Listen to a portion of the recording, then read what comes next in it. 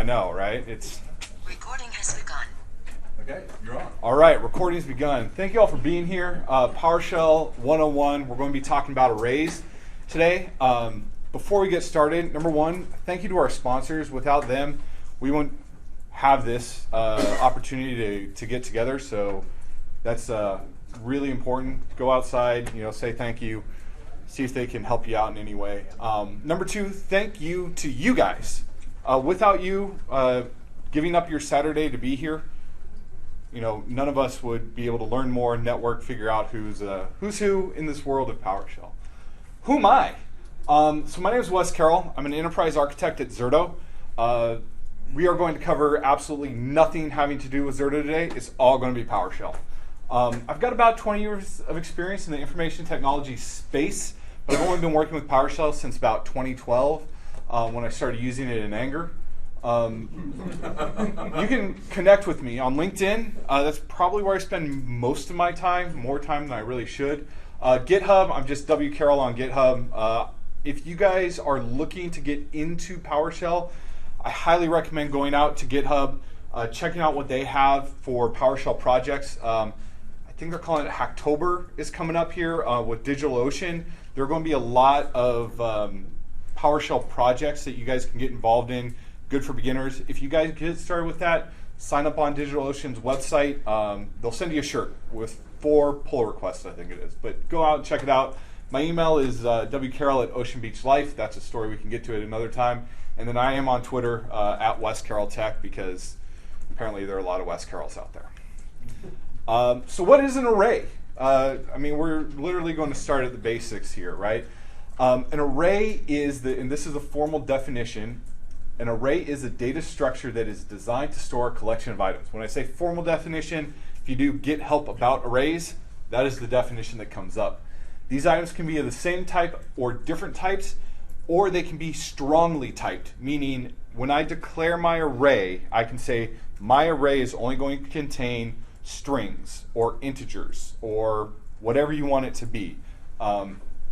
We'll get into another way that arrays can be strongly typed and may need to be strongly typed a little bit later, but something very important to understand is that the array size or the array count, the number of objects in an array, is established when the array is initialized. This is immutable. It cannot be changed. Something just to kind of keep in your mind as we go along. And then each item is assigned a static index. The way I like to think about an array is like a shopping list, right? You say, well, the first thing I need is bread, second's eggs, third's milk, right? Everything has a number, each item has a number, and it's got something associated with it. Where are arrays used? They're literally used everywhere in PowerShell. They're so prevalent that even when you create a variable and you store a line of text or a string in it, what PowerShell does in the background is it will actually assign an index to every character in that array. And then you can call that index in order to get just that character. So, so that's about strings. The other way that you can use it is when you use a commandlet. When you use a commandlet like get process, what happens is that, and store it in generally. And when that happens, it's going to create that process as this base type system array. This base type is what the array is built on, but you can see it's built on the parent object, right? Because everything in PowerShell is an object. So how do I create an array? Well, the first way to create an array is really simple. Create a variable, set it equal to @ open parens, close parens. That creates an empty array. When we do this, when you create an array, it has properties inside of it, just intrinsically, that comes with that type. And one of those is a method called getType. So we can see that we're using that here. Again, it is an array. But that's kind of useless. That's an empty array. There's nothing in there. It's just a variable that's taking up space in your memory. So how do we make it more usable? Well, what we can do is we can start to add items. So I've got my first item, my second item, my third item, then I've got a number 4. Go ahead and hit enter, still an array. I've mixed my types here. I have the system array.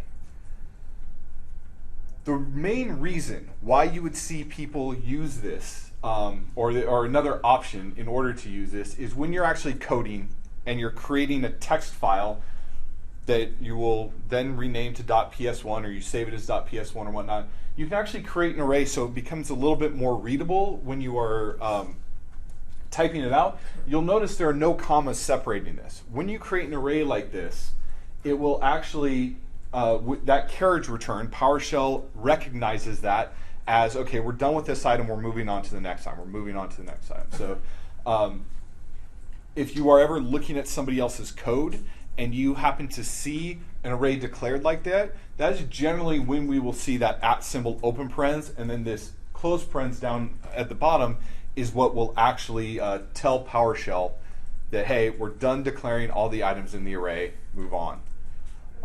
And then the last item is you don't actually need the parentheses, because PowerShell will understand that the moment it hits a comma in a line item, we've got an array.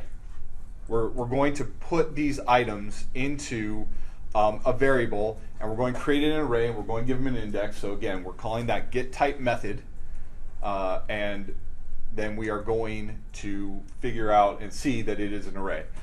Real quick PowerShell aside about these methods is you can tell it's a method and not a property of the variable because of the parentheses. If you're ever wondering and you're looking at, you're looking at code or something and somebody kind of calls one of these and it's a array or a variable name dot something, if it ends in parentheses, that is an actual method that you can call on that variable in order to get some information back. And then the last way is kind of what we talked about, right? Just use a commandlet, set the output to into a variable, and then we can see here, even though I get process, that would return all the processes that are running on the computer. It puts it into array so I can use it later. So how do I access the data in arrays? Because it's great to have the data in an array, but how do I actually access it and use it? Well, the first way you can access it is just call the variable, right? Like in your command line, go ahead and I'm using whiskeys because I didn't create this PowerPoint without having a glass of whiskey in my hand. And I actually used all the different kinds of whiskeys that I had. So I've got my array. I've got bourbon, rye, Scotch, single malt, Irish, and Canadian. And then I set all those into my variable, and then I call my variable. And over there on the right-hand side, what we can see is, or left-hand side as you all are looking at it, got to remember that, it's switched. So over there on the left-hand side, we have the output. And you'll notice that it's a first in, first out queue, right? Order matters in arrays. The first item that you put is always going to be the first item in the array. And it comes out in that right order, or in that exact order. But this isn't really useful. It's just a great way to print something out to the screen, and if that's what you're using it for, fantastic, but you can't do anything with it. So how do we access everything? Well, the index, that index that I talked about, that 1, 2, 3, 4, 5, when we go ahead and we set the variable to our items, and then we have a property called count. So every variable, or every array variable, has a property called count. And count will tell you the number of items in that array, and it comes back as 6. The problem is that you and I learned to count going 1, 2, 3. Computers learn to count going 0, 1, 2. So what you have to understand is that the index that is assigned starts at 0. It always starts at 0. It's never not going to start at 0. And the last item is always going to be the count of the array minus 1. All right? So if we ever need to get the last item, we can say, all right, how many items are in the array? 6. Great. we need the 5th item. How do we actually do that? Well, still the index. So, still have my whiskeys, and in this case, I want to get whiskey with index number 2. So in order to access that item in there, I call my variable, and then I do a square bracket, the number of the item, close square bracket. This is going to tell PowerShell that, hey, return the item that is index number 2, and in this case it happens to be scotch. So I've just asked PowerShell, give me this item, and this is how you see items called more often than not. But sometimes we want more than one item. So we can actually, in an array, we can actually use an array of numbers to call certain items. So in this case, we're asking for items 1, 3, and 5. Again, PowerShell starts at 0, or computers start at 0. So when we actually execute that, it's going to go ahead and it's going to return rye, single malt, and Canadian. This gives us a little bit more flexibility in calling the data from PowerShell so that we might be able to make one call to get the data we need. So continuing on, PowerShell's got this great functionality that I love. Is this going to work? No. Okay. Well, my tricks are out. PowerShell's got this great functionality: number dot dot next number. What this allows us to do is this allows us to tell PowerShell, look, I want a range of numbers, starting at this number and ending inclusively at that last number. So when I call this actual command and I execute it, it's going to return 3 items. It's going to return bourbon, rye, and scotch. Items 0, 1, and 2.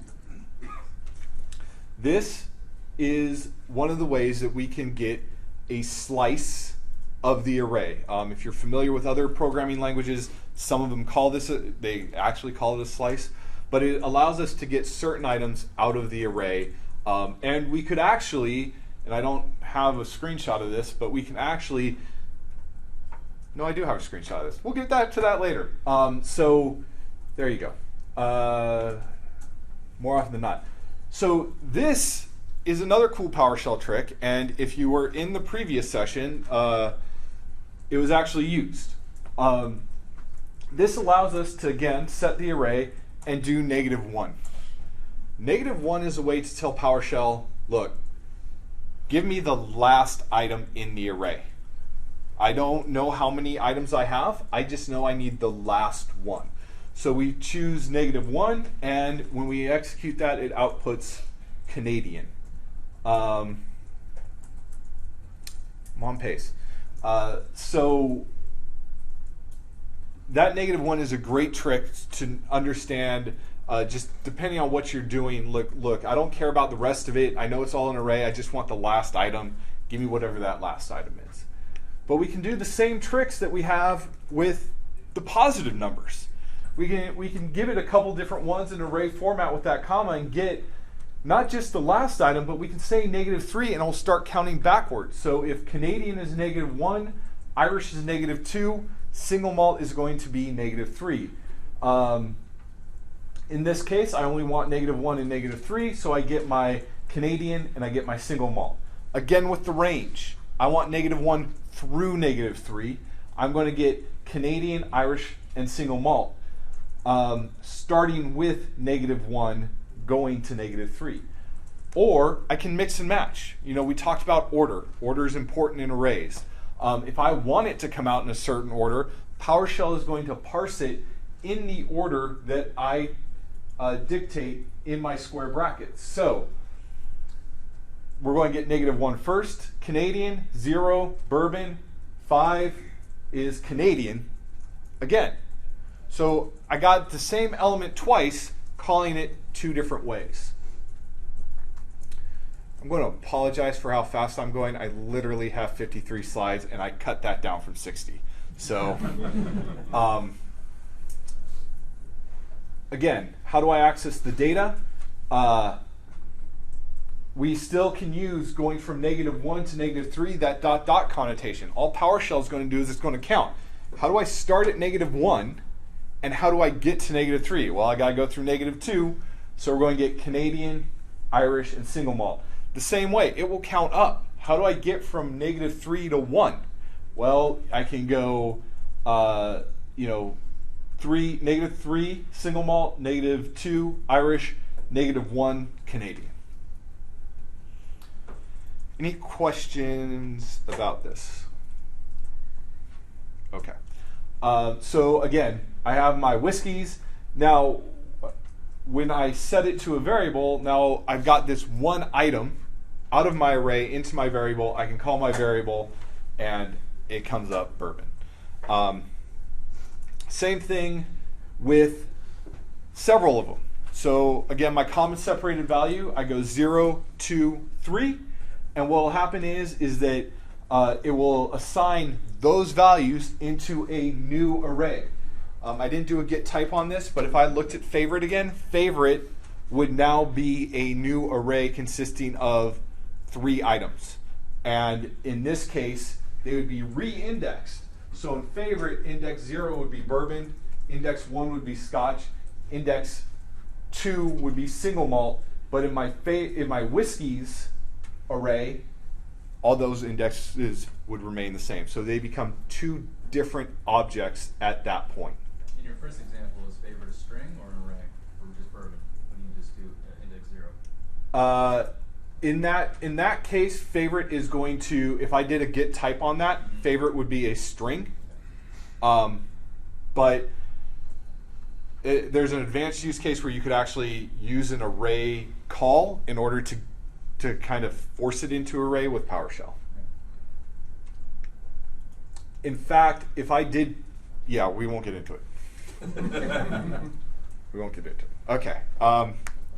So the other thing that we can do that's really cool is we can actually create an array of variables, set that equal to the actual array, and then what's going to happen is as I call each of those variables, first is going to get the first item, which is whiskey, or index 0, or it's bourbon, index 0. Second's rye, third is scotch, and then it takes the rest of the array and it assigns it to the last one. So if I'm interested in, like the first 2 items and I want to create an array that has everything that I didn't put into the first 2, this is the way that I can do it. So whiskeys is my array. And then PowerShell is reading through that array. It's taking the first item at index 0 and putting it into the first variable. And then it's taking the second one, putting it second, third, and then the rest into that final variable. Wes? Yes, sir. If I wasn't interested in the rest, would I throw it away by using $null or some other discard? Yeah, if you weren't interested, I would make that last one $null, just due to the fact that whatever the last one is, PowerShell is just going to take the remainder and shove it in there, right? Okay.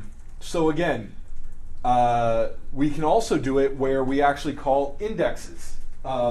So this time I only want the 3, right? Or I only want the 3. I want the first, second, and last. So I create those 3 variables, and then I set it to the array. I use the indexes that I want, and so I get the first one, the second one, and the last one, right? In this case, I don't need the rest because I've told PowerShell exactly what I want in those variables.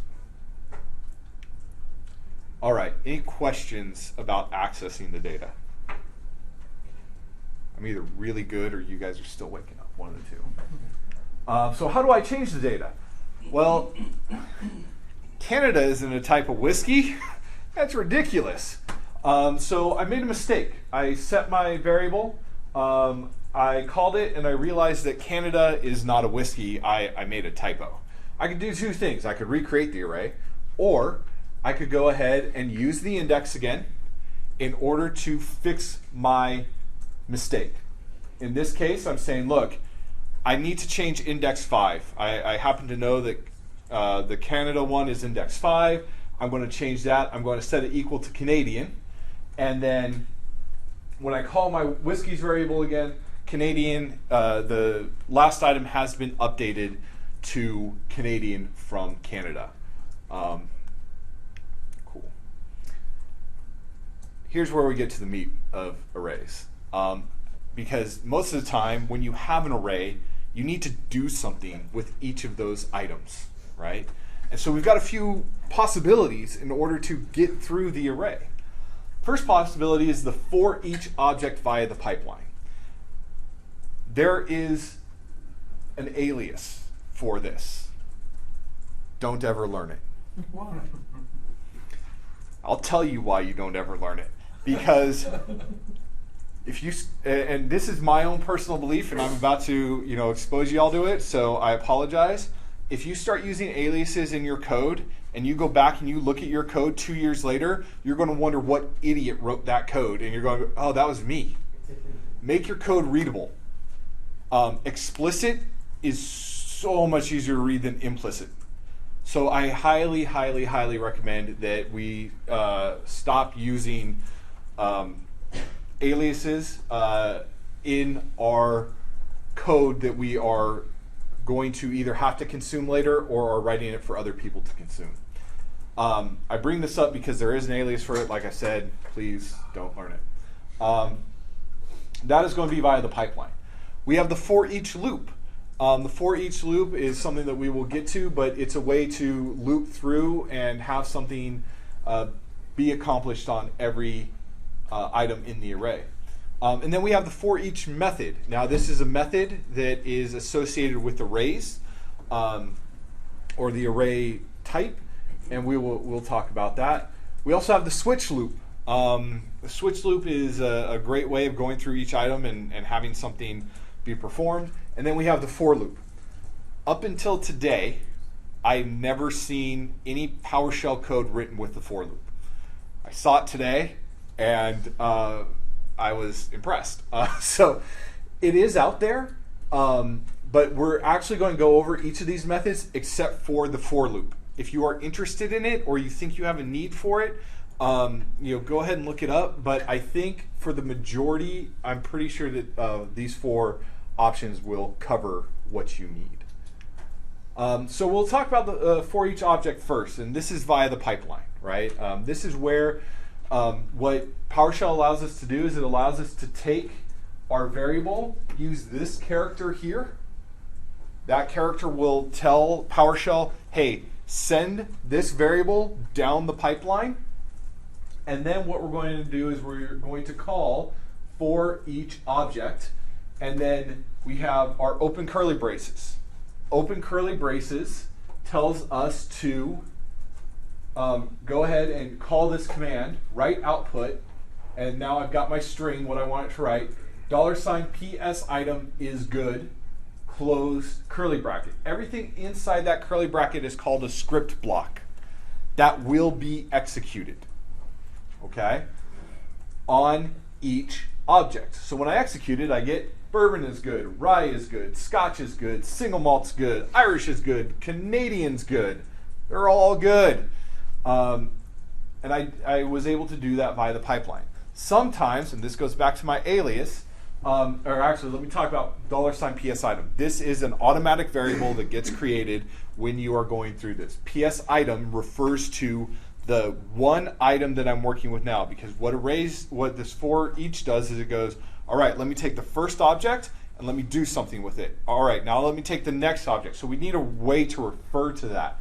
That is this $PS item. That is automatic. You may see that as $_. That is also a way to do this. Again, it's an alias, and I will admit to you my sin. I use $_ all the time. Either way will work. Thank you. $_ will work. You will see it written this way out in the wild. but that's all it means is $PS item. The for each loop. I would say that I use this in 99.9% of my scripts. I don't really use the other methods. This is what I have. Well, I do use switch, but for each loop is mainly what I use. And so in this case, we have our variable again, and it's just another way of doing it. It's for each, and now we don't have the object here, but it's for each, and open parentheses, item in items. This is the way that we need to think about this, is this one item in this list of items. Okay? Close, start script block, write output, whiskey is good. When I run it, it does the same thing as that for each. You're going to see this version my opinion is that you're going to see this version when you have a lot of complex code here. This script block can get very, very complex very, very quickly. I've got a script that I wrote for a customer of mine, and I have one for each loop that is, because I didn't use functions, 1,000 lines long. Okay? Yeah. I was young. I've learned. But everything, you'll generally see that when you have a lot to go through. What's the advantage of doing it this way over using the PS item? Over the PS item? In other words, instead of having PS item, you've got whiskey. Mm-hmm. Why not PS item? Because what works in this block right here, we are explicitly saying take the first item out of whiskeys and put it into this variable whiskey, right? And then once we've completed that, come back up to the top, take the next item out of whiskeys and put it into whiskey. When we are looking at this item, we don't have an opportunity to name our variable, right? We don't have a way to say, call this whiskey. It doesn't give us the opportunity. Whereas in this, I believe that this makes for better readable code. Okay. But you're not playing with the pipeline input at that point. Everything has to be in a variable for you to iterate over. Yeah. All right. For each method. Oh man, 29 slides through, 28 minutes in. You guys, we're on a roll here. Okay. For each method. So again, this is a method. Remember when we saw get type, right? Get type. Am I going the right way? Yeah. Yeah. I'm going the right way. Okay. The get type is a method. Again, we have our variable dot our method, and one of our methods is for each. We have the opportunity again to open parens, curly brace, script block. Whenever you see a curly brace, think script block, right? Write output. I did it myself. $_ is good. So we get that output. 3 different ways to really achieve the same objective. Again, this could be used in very, very simplistic code where you don't have a lot of logic behind it. You don't have a lot of if this then that, if this then that. You don't have those things. You have look, I need to change the computer name and append my username or something like that to it. It's simplistic opportunities. The switch loop. The switch loop is like a for each loop and an if statement embedded into one. And in fact, through some recent testing, switching can actually be faster, which was just talked about in the last session. But switching is faster than for each with if statements. Kind of like a try except. It's not like a try except. It's the way that I have it is I've got my whiskeys, and then when I say switch on the variable, it means go through each item, right, and match it to bourbon, rye, or something else. Okay? Now, you can get a lot more complex with a switch statement. This talk is not about the switch statement, so I'm not going to get more complex. This is about arrays, but you can use arrays in switch statements. So what we're going to do is, without, again, calling a specific variable, it's going to go through and it's going to iterate through each object in the whiskey's array, and it is going to match that item based on what I have here. So if I misspell bourbon up there, nothing's going to happen because it won't match, right? So when I run this, I get my output. I get, different outputs depending on the item of the array. So that is the switch loop. How do I filter arrays? Because sometimes I've got 2,000 items or 10,000 items or 100,000 items. I only want certain items. Well, we've got the where object. Again, the pipeline. The pipeline is important here. And then the where method.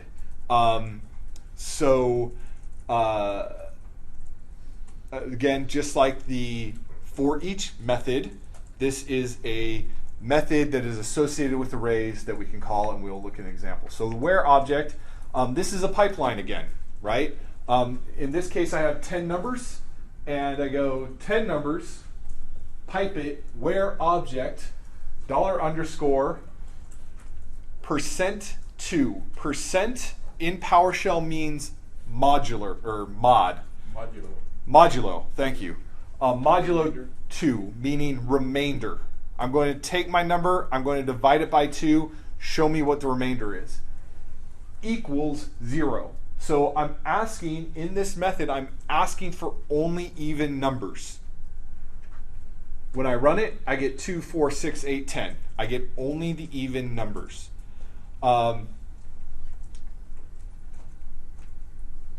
Whereas the where method is very similar, except instead of the pipe input, I have the dot input and just where. Parentheses, script block. Now in this case, I'm asking for %2 equals 1. So what do you guys think I'm going to get here? I don't have candy. I'm sorry. Odd numbers. Odd numbers. Good. We are listening. I'm so glad. Did get you some candy? No, that's okay. Thank you. I know who to talk to if you want candy, though. So in this case, we have odd numbers. So this is just a way for us to, apply some logic in order to get this. Now, there is a whole bunch of logic that you can apply in order to get what you're looking for, and it really depends on your situation as to, if you're going to use an equals or a match or a math function or this or that or the other thing. Again, that is a whole nother topic. But it is something that we can use in arrays in line, either via the pipeline or the method. Yes, sir? Can you chain where and for methods? Yes, you can. Absolutely. And that is one of the things, is because and this is getting into the internals of PowerShell, but it's almost like a hidden pipeline is what's happening as it goes down, right? Your dot, okay, send it to this next thing, send it to this next thing.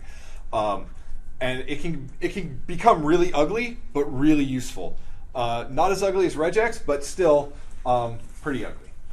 So how do I remove data from arrays? You don't. Data inside arrays can be updated, but individual items cannot be removed. Meaning, if you want to remove something, you can set it to $null, meaning, look, there's nothing here to see, kind of move on to the next one, but it's still taking up an index space. It's still there. And then using a logic, you can create a new array. So using logic, you can create a new array. Again, we talk about the dot, meaning for every number in this range, inclusive, put that into my number array. So again, I'm going to use evens. My evens is going to equal for each number in number array, script block, if number is divisible by 2, output number. Okay? when I say output number here, and we're going to get into this a little bit later, so help just work with me here. We're going to shove it into that variable, and we're going to create a new array where if I do evens.count is 50, numarray.count is 100, meaning I still have my old array, but using my logic, I've created a new array, a new smaller array. Okay? How do I add data to arrays? You don't. Plus equals. You don't. Plus equals. Data inside of arrays can be updated, but increasing the size count of the array is not possible. Wes, I think you're forgetting about the plus equals operator. Forget about it. If you've never learned it, don't learn it. If you have, I'm going to show you why it's bad. What's wrong with the plus equals operator? Array plus equals is expensive. You might say to yourself, my computer is so fast. Doesn't matter. If you say that, you obviously weren't here for the previous session because we found out that it's all I/O. But it negatively impacts performance. It absolutely negatively impacts performance, and let me tell you why. Arrays are immutable. When you do the plus equals, what you are doing is you are saying, I've got this old array, and I need to add an item to it. Take all the data that was in there, create a new item, shove all that data into that new item, and append my last item. You do that for one item, okay. Do that for 2 items, You do that for 10,000 items, what's going to happen? Well, I tested it. So if I have values 1 through 10,000, I create my empty array. For each value in values, my array plus equals value. My array count at the end is 10,000. I've got a really cool function in my prompt that shows me how long the last command took. That took 5.15 seconds to run. Okay? Well, what happens if you have 100,000? Any guesses? 100,000. Oh, 10 times longer. You'd think 10 times longer, and you'd be wrong. Any other guesses? Almost 10 minutes to run this. I might not have used Stats 101, but I ran it a few times. 10,000 was 5.2. 20,000, double the numbers. 4 times as long. Right? Quad the numbers. From 22 to over 5 minutes. You go from 80,000 to 10,000, we almost double by adding 20,000 items. That's bad. Don't do it. How do I build a dynamically sized array then? I don't know how many items are in there. I need to just be able to do my thing, man. All right, well, cool. This is where this comes in. My array equals for each value in values, output value. What this is going to do is this is going to actually act like a pipeline. And it's going to do everything on the right side of the equal sign first before it assigns it to the left side. Okay? And this is a classic example of where you're going to want to use it is in your for each statements. Because you may not know how many items you have to output. But if you go through your for each statement, you apply logic to it, and then you shove it into the array, we can see that I've added 10,000 items. And just spoiler alert, 10,000 items, the last one took 5 seconds. 23 milliseconds to do 10,000 items in this method. So how does that scale? Very well. Go to 10,000 items, 0.2 seconds to do it. So, and as you go up and up and up, this is going to scale appropriately, right? It's almost, and the last one was exponential almost. This is very, very closer to linear. In fact, some of these values may change a little bit just because the measure command is a little But you're going to see better performance using this method than the plus equals method. All right.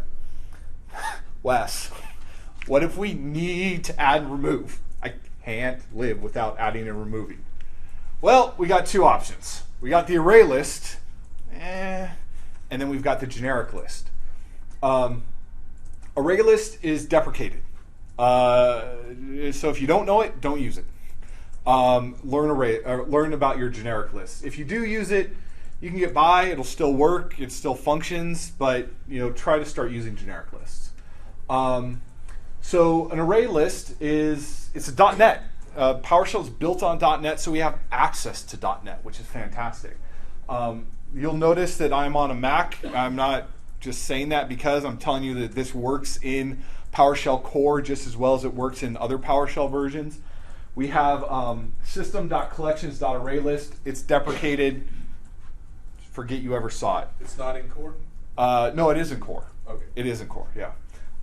Generic lists is the way to go. Now, remember at the beginning I said strongly typed is a thing? Well, strongly typed is demanded in this generic list, right? You actually have to tell the list what type of operation or what type of data is going to go in there. Let's say you don't know. Well, just tell it it's a PS object. Let it figure it out later, right? But if you can strongly type it, I recommend doing so. Again, so this is just an example. In this case, I declare my variable. I do my count. I have 0 items. I go through a few adds. I now have 3 items in there. I output the items, and there they are. Again, I have all the access to all the other stuff we've talked about using generic lists. I don't need to reinvent the wheel. I don't need to learn anything else. I just need to declare it in a slightly different way. Then what we have is we have the ability to remove. So I can remove using an index, and what will happen is it will say true. I was able to remove it. I can use an index that doesn't exist, and it will come back and it'll say false. I couldn't remove it. There was nothing there. Yeah. So you're actually using an item, whiskey 0 is bourbon? Yes. So you're removing bourbon. Yes. You're not removing 0.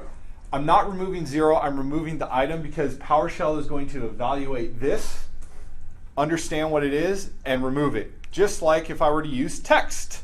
So again, whiskey 0, I'm asking for what is in index 0 at this point. It's rye. Whiskey's remove rye, so I can call it by the item that it actually is. I don't have to know where it is. If it appears multiple times, it's going to find the first one and it's going to remove it. Then I ask, what is whiskey 0? And it's Scotch. I've updated the array. I've removed an item. I have re-indexed everything. All in one fell swoop. But that only works for generic lists. It doesn't work for arrays. Does not work for arrays. This is if you absolutely can't get by without manually adding and removing stuff. And there are times that's necessary. Is there a big performance hit to doing this? I'm glad you asked. I don't have a fancy graph. The performance is so much better than plus equals. It's slightly more expensive, slightly. Like I think 100,000 items was like 300 milliseconds, right? Rather than 211 milliseconds. But it is more expensive. All right. What did I leave out? Because it is 10:44 and we are almost through 53 slides. Crazy. Couple things. I left out comparison operators because this is a whole nother kettle of fish, right? Equals, not equals, contains, and in. Learn about those two. It will save you so much headache. But I consider that a 102 topic, unfortunately, and this is 101. Match, regex, replace, you can put, and then split. I didn't cover those. Okay. Resources. Where did I learn this stuff? Right? Get help about arrays. Better yet, get help about arrays online. Go to the bookmark. The documentation is on Microsoft. PowerShell Explained, all about arrays by, and I'm going to slaughter the man's last name, Kevin Marquette.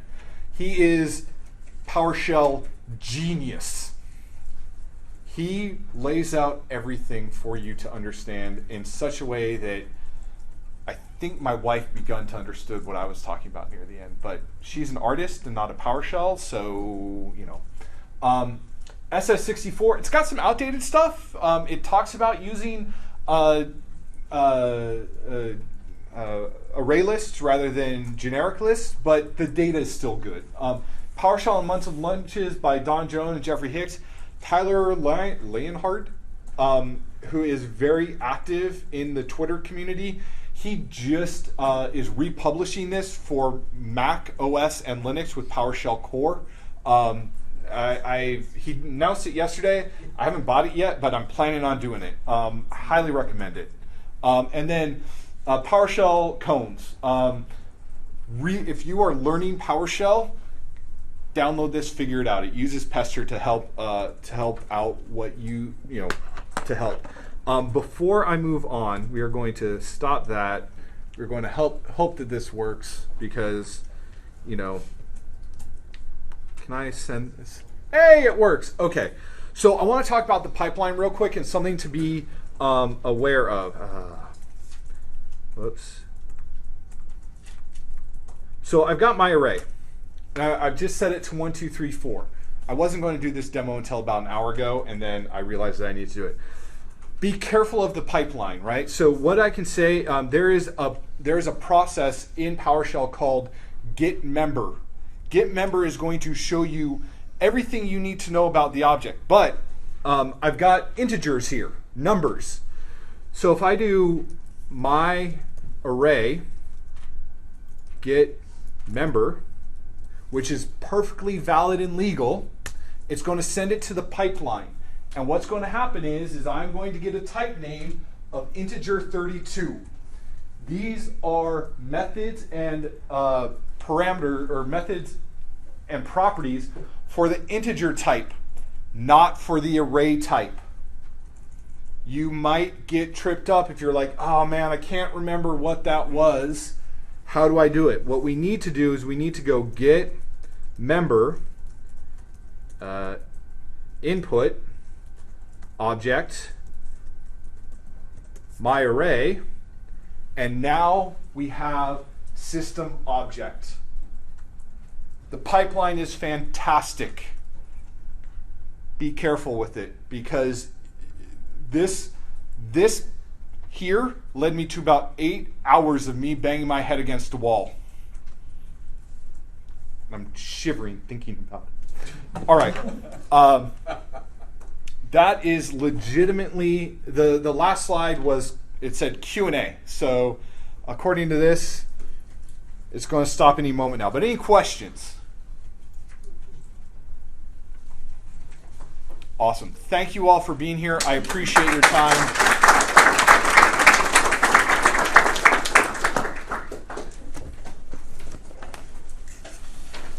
Excellent. Thank you very much. Yeah, man, happy to do it. I'm glad I was able to get through it because I appreciate your time.